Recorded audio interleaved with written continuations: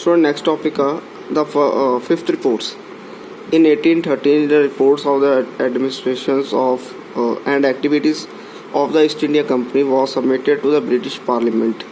ਇਹਦੇ ਕਿ 1813 ਦੇ ਵਿੱਚ ਈਸਟ ਇੰਡੀਆ ਕੰਪਨੀ ਨੇ ਆਪਣੀ ਫਿਫਥ ਜਿਹੜੀ ਰਿਪੋਰਟ ਸੀ ਕਿ ਬ੍ਰਿਟਿਸ਼ ਪਾਰਲੀਮੈਂਟ ਦੇ ਵਿੱਚ ਸਬਮਿਟ ਕੀਤੀ।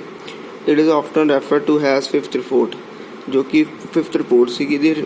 the report reproduced repetition of the zamindar and reyes report to collector and different district statistical tables of revenue and judicial administrator of Bengal and Madras।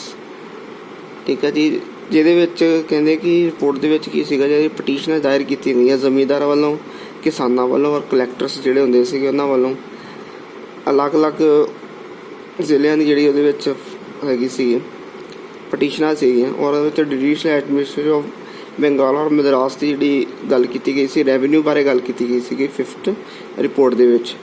Since mid-1760, the activities of East India Company had been debated in the British Parliament. Many groups were opposed to the monopoly of the trade of the company। ਕਹਿੰਦੇ ਕਿ ਜਿਹੜੀ report ਸੀਗੀ 1860 ਤੋਂ ਲੈ ਕੇ East India company ਦੀ ਉਹਦੇ ਵਿੱਚ ਦੱਸਿਆ ਗਿਆ ਸੀਗਾ, ਐਕਟੀਵਿਟੀਆਂ ਬਾਰੇ ਦੱਸਿਆ ਗਿਆ ਸੀਗਾ ਕਿ ਈਸਟ ਇੰਡੀਆ ਕੰਪਨੀ ਨੇ ਕੀ ਕੰਮ ਕੀਤੇ ਆ।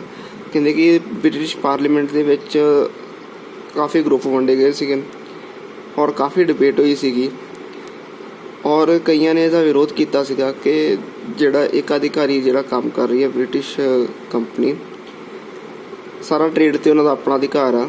Some group in the parliament agreed that the constitute of Bengal and was benefiting the East India Company but no the British nation hole.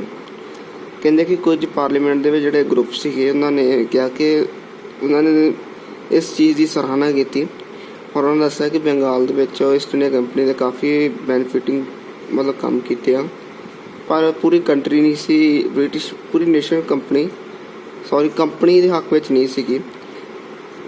The incident of greed corruption of the official of the company were frequently publish of press.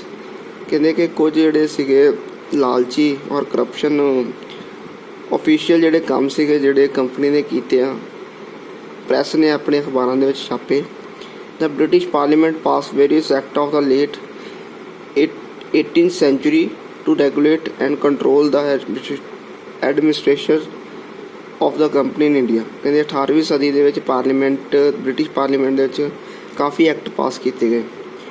He also ordered the company submit regular report of the administrative of India। It appointed to committee inquiry into the affair of the company in India। ਔਰ ਉਹਨਾਂ ਨੇ order ਕੀਤਾ ਕਿ ਜਿਹੜਾ company ਆ ਉਹ ਹਰ ਇੱਕ ਸਾਲ ਬਾਅਦ ਆਪਣੀ ਜਿਹੜੀ ਰਿਪੋਰਟ ਜਿਹੜੀ ਆ ਸਬਮਿਟ ਕਰਾਇਆ ਕਰੂਗੀ, ਔਰ ਉਹਨਾਂ ਨੇ ਕਮੇਟੀ ਇਨਕੁਆਇਰੀ ਜਿਹੜੀ ਆ ਇੰਡੀਆ ਦੇ ਵਿੱਚ ਭੇਜੀ।